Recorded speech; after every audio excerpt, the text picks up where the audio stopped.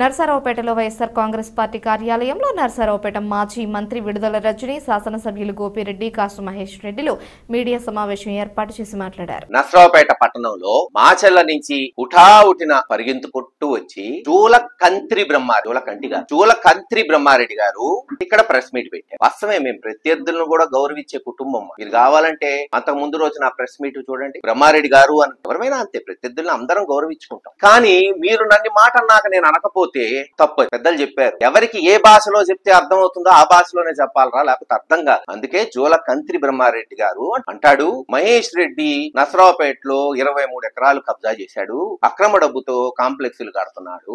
ఏందయా అసలు ఉందా లేదా? అది Shri Kasu Raghavamma Brahmananda Reddy junior college committee society. నేను పుట్టక ముందు బహుశా ఆ సంవత్సరంలో ఏర్పాటైంది. చట్టపరంగా ప్రభుత్వం నుంచి సుమారు 1,00,00,000 రూపాయలు ఆ రోజుల్లో 50 సంవత్సరాల క్రితం ఆ భూమి కొన్నారు. వాళ్ళు కన్స్ట్రక్ట్ చేసుకొని కమర్షియల్ రెంట్లు తీసుకొని వాడుకోవచ్చు. మీరెవరు చెప్పడానికి? తెలుగుదేశం నాయకులు. అసలు జీవో అంటే తెలుసా? హైకోర్టు అంటే తెలుసా మీకు? బ్రహ్మారెడ్డి ఏమీ తెలియదు, ఏది పడితే అది మాట్లాడు. అలా జీవోలు తీసుకొచ్చి హైకోర్టులో గెలిచి మున్సిపాలిటీలో పర్మిషన్స్ తీసుకొని కట్టాము. తప్పేముంది? ఆ రెంట్లు ఈ రోజు ఎడ్యుకేషన్ కి వాడుకుంటున్నాం. నేనే కొన్ని డబ్బు సంపాదించి ఒక కమర్షియల్ కట్టాలి, సొసైటీలో ఎందుకు కడతాను? ఇక్కడ అది కూడా ఆలోచిద్దాం. నాది కాదు, 1 సెంట్ అమ్మడానికి లేదు సొసైటీ. నా ముందు ఈ సొసైటీ ఉంది, నా తర్వాత ఈ సొసైటీ ఉంటుంది. మరి నాది కానప్పుడు అక్కడెందుకు కట్టాలి? ఇలా అనేక అభివృద్ధి. జగన్మోహన్ రెడ్డి గారు ఉన్నప్పుడు పల్నాడు జిల్లా చేశాం. లేదు కాశకృష్ణారెడ్డి గారు ఉన్నప్పుడు గురజాల రెవెన్యూ డివిజన్ అయింది, sub division, police sub division, municipality. అంటాడు కృష్ణదేవరాయలు గారు హైవే తీసుకొచ్చాడంట. మేము ఇప్పుడు కాదన్నాం. ఎలా వచ్చింది ఆ హైవే? రాష్ట్ర ప్రజలకు తెలియాలా? బ్రహ్మానంద రెడ్డి గారు, రాజశేఖర రెడ్డి గారు, జగన్మోహన్ రెడ్డి గారు ముఖ్యమంత్రి ఉన్నప్పుడు ఈ ప్రాంతానికి ఏం జరిగింది, లేదు తెలుగుదేశంలో ఏం జరిగిందో తెలిసిపోతాయి కదా. పెట్టండి. నేను ఒక్కడనే వస్తా అంటున్నా. నేనేమి మంది మార్బలం 1000 మంది 10,000 మందిని తీసుకురాను. వస్తే చర్చ అవ్వదు, పోలీసులు ఆపుతారు. ఎందుకు చర్చకి జనం? అటు నువ్వు ఇటు నేను. పోనీ ఏబిఎన్ ఛానల్లో పెట్టండి, ఈటీవీలో పెట్టండి, TV9లో పెట్టండి, ఎన్టీవీలో పెట్టండి. దీనికి జనం ఎందుకు? చర్చించడానికి జనం ఎందుకు? అటొకడు ఇటొకడు ఎవరేం చేశారో చెప్తారు, ప్రజలకు వదిలేద్దాం. సింపుల్. చేయకూడదు కదా. తప్పయ్యా. అన్యాయంగా ఆ రోజున కాంగ్రెస్ నాయకులు ఇరికిస్తున్నారని అనలా. ఆంజనేయులు ఎస్పీగా ఉంటే, చంద్రబాబు నాయుడు గారి ముఖ్యమంత్రి ఉంటే ఇదే బ్రహ్మారెడ్డి గారిని తీసుకెళ్లి కౌన్సిలింగ్ చేశారు. పాపమని అన్నాం మేము, ప్రత్యర్థులు అయినా. అన్యాయం తప్పని మేమేమి బాగా కొట్టారని అల్లా. ఇప్పటికే అన్నాం, అంత చిల్లరోని కాదు. నువ్వే చెప్పుకున్నావు చాలా చోట్ల. అధికారం ఉన్న మమ్మల్నే కొట్టారు, ఎస్పీ ఆఫీస్ లో మర్డర్ చేశారని అని మీరే అనుకున్నారు. నేను కాదు చెప్తుంది. కానీ ఈరోజు తప్పుడు కేసు పెడుతుంటే దానికి మేము సమర్థిస్తున్నాం. మహేష్ రెడ్డి పార్టీ దేశం ఎమ్మెల్యే, ఆయన పక్కన కూర్చున్న ఎమ్మెల్యే మా కుటుంబం గురించి చెప్తున్నారు. ముఖ్యమంత్రి చేశారు.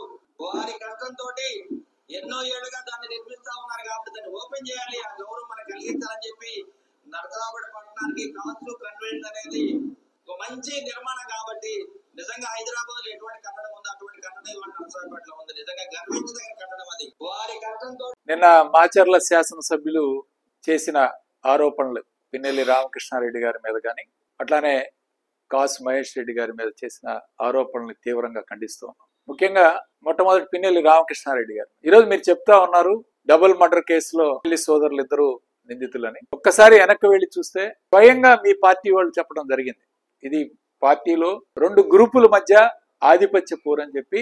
స్వయంగా అప్పుడు ఎస్పీగా, పల్నాడు జిల్లా ఎస్పీగా పనిచేసిన శ్రీనివాసరావు గారు స్పాట్కు వెళ్లి అదే రోజున స్పాట్ జరిగిన ఇన్సిడెంట్ జరిగిన అదే రోజు గంట వ్యవధిలోనే ఆయన ఒక స్టేట్మెంట్ ఇవ్వడం. అంటే మీరు చెప్పిన అధికారులే, మీరు అధికారంలో ఉన్నప్పుడే ఒక ఎస్పీ స్థాయి అధికారి వెళ్ళి ఎటువంటి ఆధారాలు లేకుండా ఆయన మాట్లాడు కదా, ఆయన క్లియర్ గా ఆ రోజు చెప్పడం జరిగింది. ఈ 2 గ్రూపుల మధ్య ఆధిపత్య పోరు, దీనివల్ల జరిగింది మర్డర్ అని చెప్పి క్లియర్ గా చెప్పడం జరిగింది. 5 ముద్దాయిల్ని పట్టుకున్నారు ఆ రోజు. ఆ 5 కేసు క్లోజ్ చేద్దామంటే మళ్ళీ పిన్నెల్లి రామకృష్ణారెడ్డి గారిని, పిన్నెల్లి వెంకటరామరెడ్డి గారిని ఇద్దరిని కూడా ఈ కేసులో యాడ్ చేయడం. 6-7 ముద్దాయిలు. ఆ తర్వాత జరిగిన సంఘటన ఉంది. మీరు అధికారంలో ఉన్నారు, రెడ్ బుక్ పరిపాలన కొనసాగుతుంది. ప్రతి ఒక్కరి మీద కేసులు పెట్టడం, కేసులు ఏ విధంగా ఇబ్బంది పెట్టే కార్యక్రమం చేస్తున్నారో ఒకసారి ఆలోచన చేయాలా. అంటే ఆ డ్యూటీలు కూడా చైర్మన్ గారు చేయాలా? ఎంత దారుణమైన అంశం. అలానే జోగి బ్రదర్స్ పాపం అన్యాయం, వాళ్ళకి ఏమీ తెలియని పాపానికి అతని చేత పేరు చెప్పి జనార్దన్ రావు చేత ఆయన లిక్కర్ కేసులో ఈరోజు ఇరికించే కార్యక్రమం చేసి ఆ కుటుంబాన్ని అందరూ కూడా ఇబ్బంది పెట్టే కార్యక్రమం.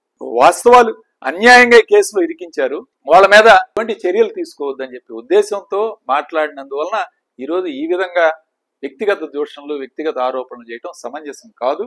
చంద్రబాబు నాయుడు గారి నాయకత్వంలోని ఈ కూటమి ప్రభుత్వం అధికారంలోకి వచ్చిన దగ్గర నుంచి కూడా ఏ విధంగా రాష్ట్రంలో రెడ్ బుక్ రాజ్యాంగాన్ని అమలు చేస్తున్నారో మీరు అందరూ కూడా చూస్తున్నారు. మరి ఈ రోజున ఈ రెడ్ బుక్ పేరుతో ఈ యొక్క వాళ్ళ యొక్క పరిపాలన కావచ్చు, వాళ్ళు ఏ విధంగా ఈ రెడ్ బుక్ పీక్ కి చేరిందో అనేటువంటి విషయాన్ని మరి మనం చూసినట్టయితే ఈ రోజు ఈ పిన్నెల్లి రామకృష్ణారెడ్డి అండ్ బ్రదర్స్ ని ఏ విధంగా సంబంధం లేనటువంటి కేసులో వాళ్ళని ఏ విధంగా ఇబ్బంది పెడుతున్నారో దీన్నే ఒక ఉదాహరణగా మన జిల్లాలో చూడొచ్చని తెలియజేస్తున్నారు. అసలు ఏంటి రెడ్ బుక్? అక్రమ అరెస్టు చేయడము, మరి జైళ్లకు పంపించడం, ఇది ఈ రెడ్ బుక్ యొక్క ఎజెండా. మరి ఎజెండాని తూచా తప్పకుండా మన పల్నాడు జిల్లాలో అమలు చేస్తూ మరి దీంట్లో భాగంగానే మనం చూసినట్టయితే గుండ్లపాడులో జరిగినటువంటి మన పల్నాడు జిల్లాలో ఆ మర్డర్ కి సంబంధించి అందరు కూడా తెలుసు. హత్య చేసింది టీడీపీ వాళ్ళే, చనిపోయింది టీడీపీ వాళ్ళే. దీంట్లో పిన్నెల్లి బ్రదర్స్ కి ఏం సంబంధం? ఈ సంబంధం లేనటువంటిది ఈ హత్యలో మరి వీళ్ళ పేర్లు చేర్చి దాన్ని ఏ విధంగా ఈ రోజు ఏ పరిస్థితికి తీసుకొచ్చారో ప్రజలందరూ కూడా చూస్తా ఉన్నారు. అలాగే మనం చూస్తా ఉన్నాం కాసు మహేష్ రెడ్డి అన్న అసలు నిన్న మాట్లాడుతా ఉన్నారు, రకరకాలుగా మాట్లాడారు కదా మహేష్ రెడ్డి గారు. మొన్న కూడా మాట్లాడారు, ఈ రోజు కూడా మాట్లాడుతా ఉన్నారు. హుందాగా పద్ధతిగా గారు అనే సంబోధించి మాట్లాడని వారు కూడా ఇప్పుడే చెప్పారు. సో కాబట్టి ఏదో వచ్చి మా మహేష్ రెడ్డి అన్నని అన్నంత మాత్రాన ఈ కుటుంబం గౌరవం, కాసు కుటుంబం గౌరవం తగ్గదు మీరు మాట్లాడినంత మాత్రాన అని చెప్పి తెలియజేసుకుంటూ ఒక్కటే చెప్తా ఉన్నాము, ఎవరైతే వాంటెడ్ గా చేస్తా ఉన్నారో, కావాల్సుకొని ఈ విధంగా చేస్తా ఉన్నారో వీళ్ళందరినీ ఎవరిని కూడా ఇక్కడ ఉన్నటువంటి ఎవ్వరం కూడా మర్చిపోము. మా జగనన్న ప్రభుత్వం అధికారంలోకి వచ్చాక అందరి సంగతి తేలుస్తామని తెలియజేస్తున్నాం.